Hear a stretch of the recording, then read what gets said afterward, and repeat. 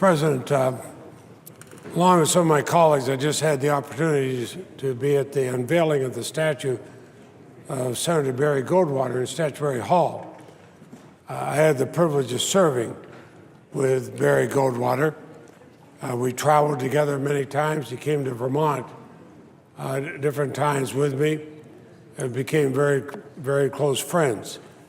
It was interesting to watch Senator Goldwater form alliances across the aisle with different people. But I remembered especially while there one very personal thing. I was very close to my father.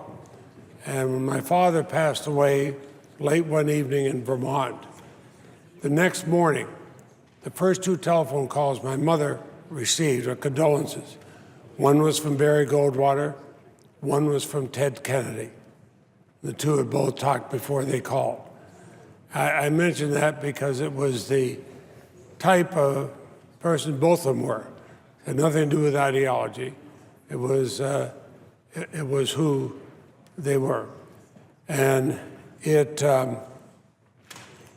1980, I had the second closest election in America. Somebody suggested to me it must be because of my philosophy. I thought, probably, but I can't figure it out, so I called up the man who had the closest election in 1980, the year of the Reagan sweep, and I said, Senator Goldwater, what is the message we're being sent? Barry laughed and said, we have to change our luck. He suggested that he move into the retiring senator, Abe Ribicoff of Connecticut, a Democratic senator from New England. So I'm going to move into his office, change my luck.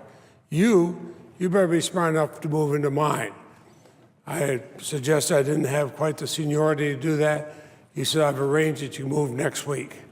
I did. Now, when I was sworn in for my second term in January 1981, I was in that office. I've stayed in Senator Barry Goldwater's office ever since. I've stayed there now for, well, it's my 35th year in Senator Goldwater's office.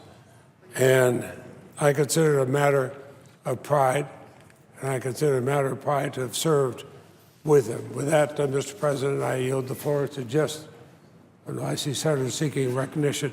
Mr. President, I yield the floor.